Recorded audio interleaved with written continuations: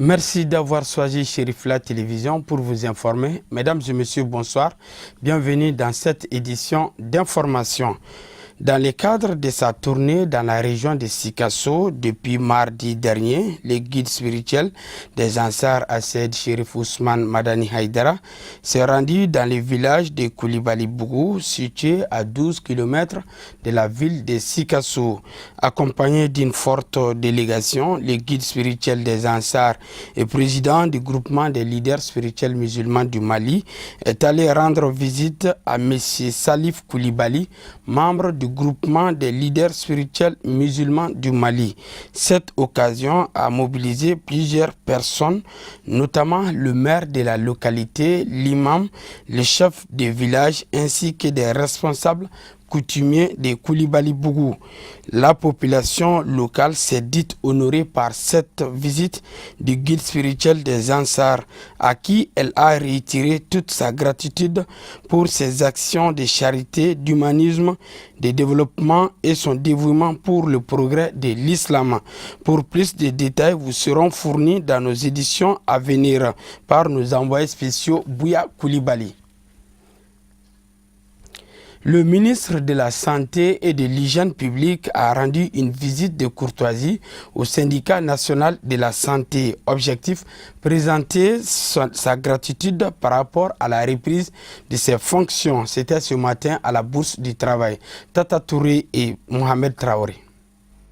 Pour préserver le bon climat social instauré dès sa nomination en 2017 entre son département et le syndicat du secteur de la santé. Le chef du département de la santé et de l'hygiène publique, professeur Samba Ousmane Sow, a rendu ce matin une visite de courtoisie au leader du syndicat national de la santé, de l'action sociale et de la promotion de la femme. Le secrétaire général du syndicat de la santé, de l'action sociale et de la promotion de la femme a salué ces gestes d'ouverture du ministre. Il a ensuite exhorté le département à poursuivre le processus d'exécution du protocole d'accord. Nous allons nous mettre, c'est pour faire l'évaluation de l'ensemble des doléances qui ont été soumises et pour lesquelles il y a eu vraiment des PV d'accord. Donc, il ne s'agit pas pour nous d'aller rediscuter de quoi que ce soit, mais de voir comment on peut faire aboutir ces doléances et dans les meilleurs délais, en tout cas pour ceux qui nous tiennent au cœur. L'occasion a été mise à profit par le ministre pour présenter toute sa gratitude par rapport aux reprises de ses fonctions et partager avec eux quelques préoccupations. Je voudrais tout d'abord vous remercier pour tout le respect et l'attention particulière que vous m'avez accordé jusque-là et que vous continuez, et j'espère vous continuerez à m'accorder. Franchement, d'avril 2017 jusqu'au jour de la démission de notre gouvernement, je n'ai pas été déçu où je n'ai pas senti d'abandon de la part de votre syndicat et de la part de chacun de vous. Chacun dans son coin a fait ce qu'il peut. Chacun m'a accompagné. J'ai senti la présence de chacun autour du département de la santé. Chacun autour du gouvernement de son pays pour faire en sorte que nous puissions aller de l'avant. C'est pour dire qu'en plus de l'aspect syndical, il y a l'aspect humain, l'aspect social, l'aspect professionnel. Franchement, je vous salue en tout cas pour votre accompagnement. Au nom des plus hautes autorités du pays. Si je n'avais pas fait cette visite, mon maître l'a dit, c'est ça qui allait le surprendre. Moi-même, si je n'avais pas fait cette visite, je ne pense pas que j'allais pouvoir commencer à travailler. De 2017 avril à aujourd'hui, on a frôlé beaucoup de crises. Mais vous êtes resté serein et imperturbable. Au terme d'échanges fructueux, le ministre a réaffirmé son soutien au syndicat national de la santé dans tout ce qu'il entreprend pour l'intérêt supérieur de la santé des Maliens et pour celui des travailleurs du secteur de la santé.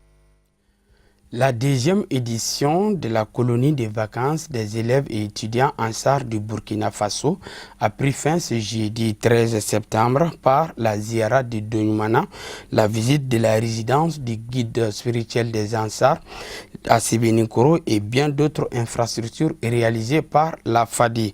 Fatma Takane et Mohamed Traoré. Depuis mardi, ces élèves et étudiants Ansar du Burkina Faso effectuent une visite guidée au Mali. Au programme de ce mercredi 12 septembre, la ziara des défunts de la famille chérifienne à Donyumana dans la commune de Safo, où se trouvent les 4 bâtiments résidentiels en chantier et les espèces d'animaux apprivoisés. À Bankoni, ils sont allés voir les nouveaux forages offerts par les guides spirituels à la population des environs avant de se rendre à Sebeninkoro pour contempler les infrastructures réalisées par la FADI. L'objectif principal de cette colonie de vacances est de renforcer les liens entre l'association et les guides spirituels des Ansar et aussi une occasion pour eux de témoigner des œuvres réalisées par la Fédération internationale des Ansar. Il faut dire que c'est avec un cœur plein de joie que nous avons effectué ce déplacement. Alors, comme on l'a dit, c'est dans cet esprit de reconnaissance envers son éminence Assed Choulo-Soumaïla Haïdara, l'homme qui a donné sens à notre vie. Voilà, nous sommes venus en tout cas le rendre visite, voilà, pour lui témoigner en tout cas de tout le combat qu'il a mené durant les 40 ans, voilà, pour que l'islam soit comme l'a enseigné son grand-père Mohamed Boun Abdallah, qui n'est rien d'autre que le bon comportement et la croyance à Allah subhanahu wa ta'ala. Donc on a profité de cela, en tout cas fait le tour des différentes infrastructures réalisées par l'association, et cela témoigne en tout cas que ce que le guide Assed Choulo-Soumaïla Haïdara a enseigné est praticable. L'islam authentique, c'est cela. L'islam rime avec le développement. Voilà, il n'y a pas d'islam s'il n'y a pas le développement. Donc voilà, on a profité en tout cas et fait le tour de toutes les réalisations, que ce soit et les infrastructures éducatives, les centres médicaux. Voilà, nous sommes à la télé, chez Fula TV, comme on le dit, c'est le 4e pouvoir.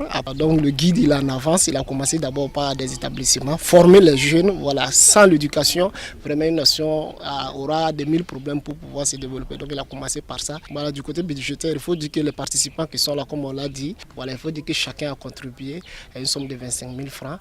Voilà, mais au-delà de tout ça, il faut remercier surtout les autorités de l'association musulmane pour le soutien à l'islam, Ansardine et l'Islamia, qui n'ont aménagé aucun effort pour que cette sortie-là, qui a sa 2e édition, puisse bien se passer. C'est avec l'appui des responsables des Ansar du Mali et du Burkina que l'organisation de cette 2e édition des colonies de vacances des élèves étudiants burkinabés a pu se réaliser. C'est vraiment une satisfaction au dernier degré. Il faut dire, depuis le Burkina Faso, et les responsables Ansardine au Burkina Faso et au Mali, notamment le président Diallo et le président Solomantao, ils ont ensemble planifié ces nobles voyages. Aucune difficulté qu'on peut souligner que nous avons eu sur ce chemin. Depuis Burkina Faso jusqu'à Tamani, on a croisé toujours des facilitateurs devant nous qui nous ont facilité le chemin. Tout ce que nous avons planifié, on a déjà trouvé planifié. Ça a été passé à la l'aise, à la manière que nous avons prévu, au-delà même de nos attentes. Donc, tout ce que nous pouvons dire, c'est saluer l'entourage même de Tamani d'abord et saluer Chirivla TV qui a effectué le déplacement qui nous ont défoncé même depuis la nuit de notre arrivée. Nous sommes arrivés à 4h du matin, mais Chirivla TV était déjà présent et on dormait là-bas à notre attente. Donc au retour de là-bas, nous sommes venus ici, toujours avec l'accompagnement de Chirivla TV et des gardes qui nous ont vraiment assuré la sécurité. Nous avons toujours effectué tous ces voyages, tous ces visites ont été effectués dans la paix, dans la tranquillité et dans la satisfaction. A noter que ce sont 149 jeunes qui ont pris part à cette 2e édition de la colonie de vacances. Des photos de famille et des séances de bénédiction ont été également les temps forts de ce séjour mémorable. Nous restons toujours dans le cadre de cette colonie de vacances. Après les visites des différentes lieux et réalisations, les élèves et étudiants burkinabés ont tenu à saluer particulièrement le guide spirituel des Ansar et président du groupement des leaders spirituels musulmans du Mali, Assaïd Chérif Ousmane Madani Haïdara, Fatma Takane et Mohamed Traoré. Toute bonne action mérite d'être saluée. L'une des missions principales du guide spirituel des Ansar a été l'implication des jeunes dans l'avancée de la religion. C'est pourquoi, en gage de reconnaissance, les étudiants burkinabés ont profité de ces vacances pour effectuer un séjour au Mali et ont tenu par cette occasion à remercier les responsables de la FADI. Vraiment, je suis très heureuse Tout d'abord, je remercie le Tout-Puissant d'après avoir nous facilité ce déplacement vers notre guide spirituel, son éminence Achir Cheikh Ousmane Madan Haidara, l'homme qui nous a sauvés dans ce monde et de l'au-delà. Vraiment, on remercie le bon Dieu d'avoir nous fait comprendre ce monsieur et puis le suivre. Car le guide spirituel, son éminence Achir Cheikh Ousmane Madan Haidara, il a fourni un effort vraiment incroyable. C'est que nous, les jeunes, aujourd'hui, nous avons pour lui, ce n'est rien d'autre que le remercier, lui dire merci à ce qu'il a fait. Et puis, nous demandons au Tout-Puissant de lui accorder toujours la longévité, la paix. Et puis, ainsi que tous les Ansars.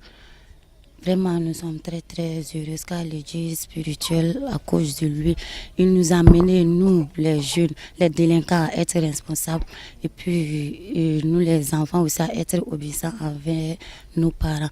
Vraiment, nous sommes très très heureux d'avoir effectué ce déplacement pour venir lui rendre visite. Nous sommes là au Mali pour rendre visite à notre guide spirituel, Achir Cheikh Ousmane Madan Haidara, ainsi que toute sa famille. Vraiment, depuis que nous avons effectué ce déplacement, nous n'avons constaté qu'un accueil chaleureux et à l'endroit des Maliens et précisément les Ansars, depuis Tamani jusqu'à Bamako ici. Vraiment, la fraternité que Allah subhanahu wa ta'ala a parlé dans le Saint-Coran, ainsi et nous disons au guide spirituel Achir Cheikh Ousmane Madan Haidara de vraiment de ne plus s'inquiéter, car nous les jeunes, nous sommes là vraiment pour le soutenir sur tous les plans. Nous sommes là pour le soutenir sur tous les plans parce que grâce à lui, aujourd'hui, nous les jeunes, nous pouvons dire Alhamdulillah Rabbil Alamin. Nous remercions Allah subhanahu wa ta'ala qui nous a bénis, car dans ce monde ci-bas, il existe beaucoup de jeunes musulmans.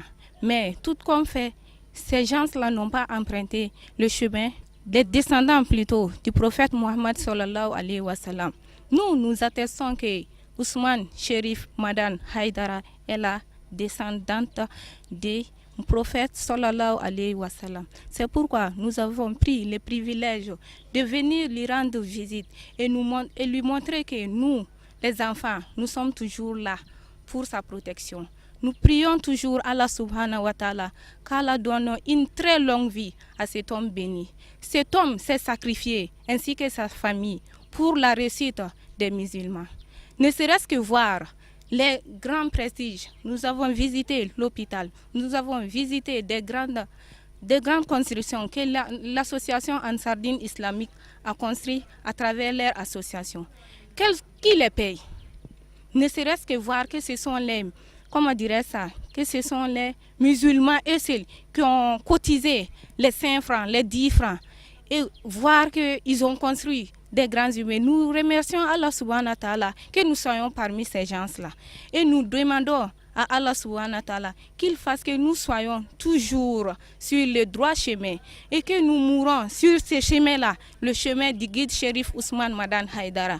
Nous demandons à Allah subhanahu wa ta'ala qu'Allah bénisse sa famille. Durant 3 jours, les visiteurs ont consulté notamment la ville natale du guide et plus d'une dizaine d'infrastructures et logements réalisés par la FADI, à savoir le centre de santé Chérifoula, l'agence de voyage, le Chérifoula TV, l'imprimerie et la boulangerie Chérifoula, pour ne citer que cela.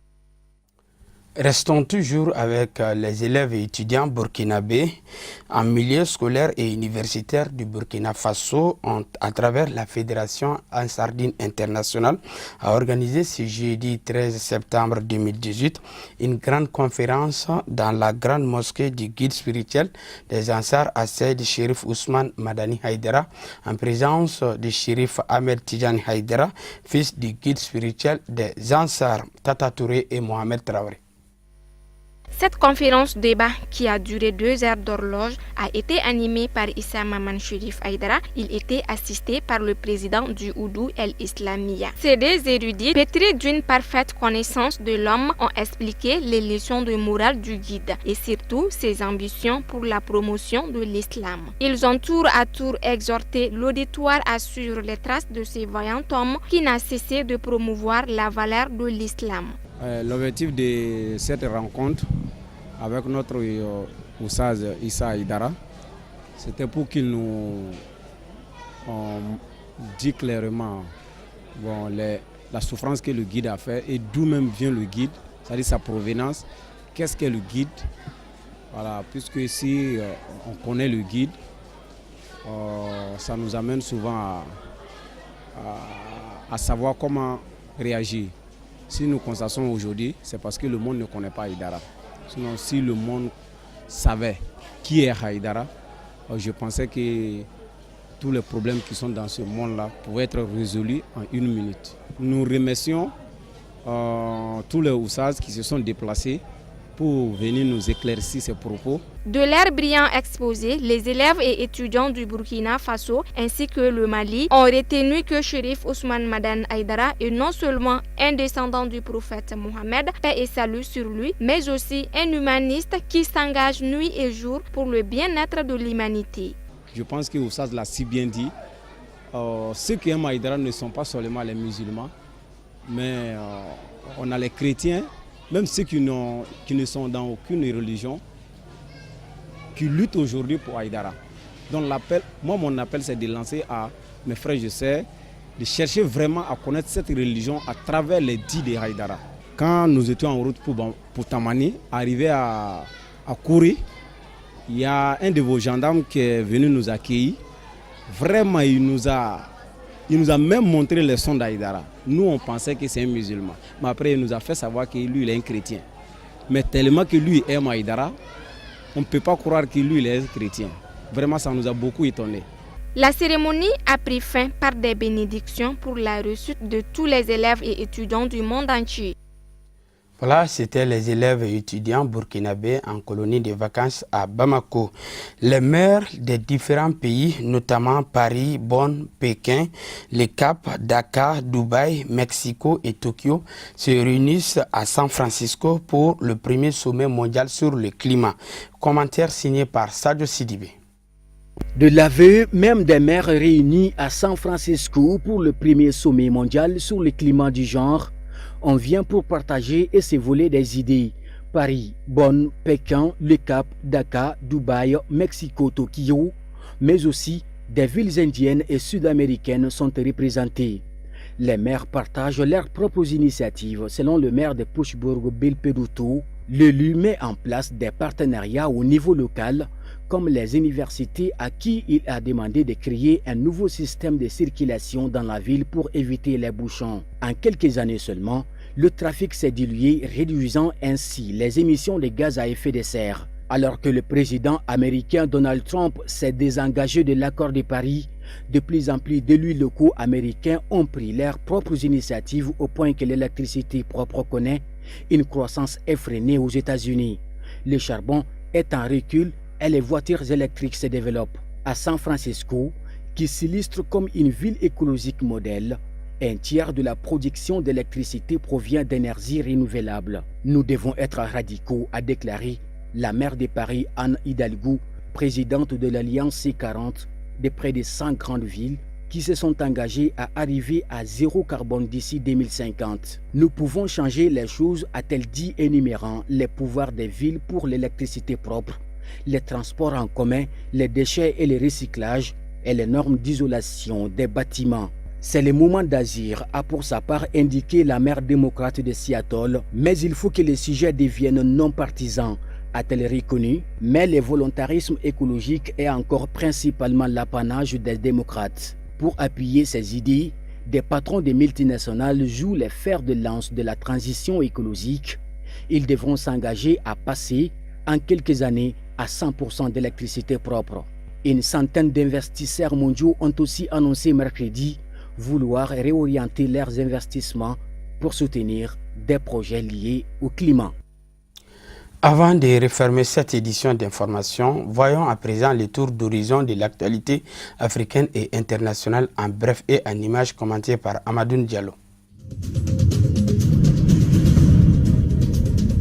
Rien ne va plus entre le président de la Cour constitutionnelle de Guinée, Kélé Fassal, et ses collaborateurs qui ont annoncé sa destitution. Une destitution qui paraît impossible au regard des lois constitutionnelles dans ce pays qui mentionnent que le président de la Cour est élu pour un mandat de 9 ans non renouvelable. C'est pourquoi il bénéficie de nombreux soutiens et non des moindres au sein de la classe politique et de la société civile.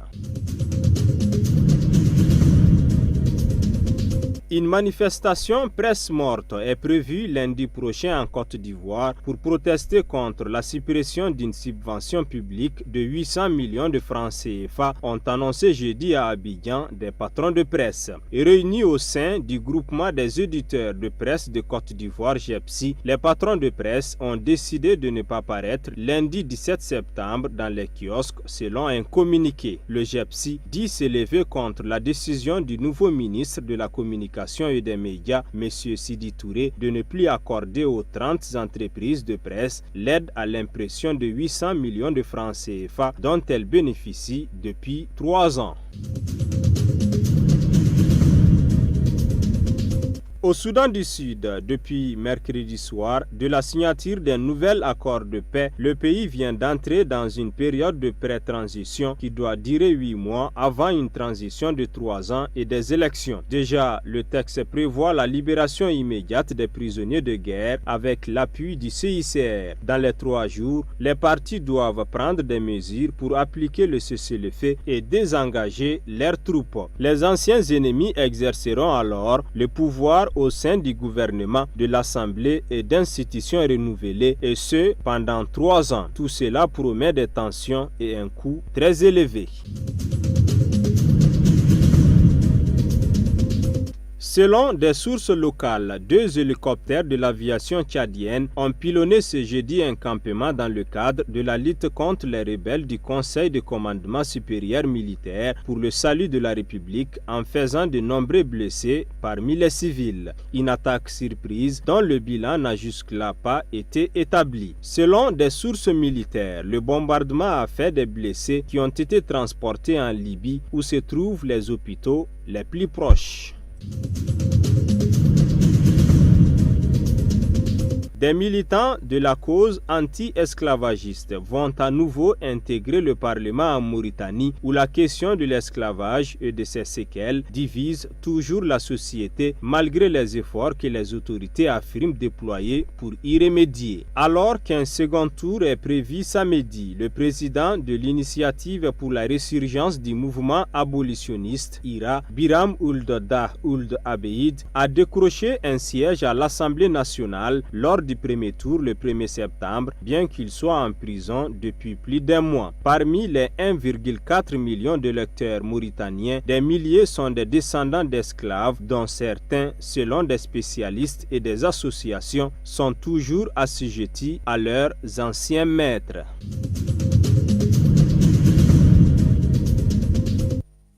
Voilà, ainsi s'achève cette édition d'information qui a été préparée par l'ensemble de la rédaction. Merci à vous de l'avoir suivi. Le programme continue sur Chérif La Télévision. Au revoir.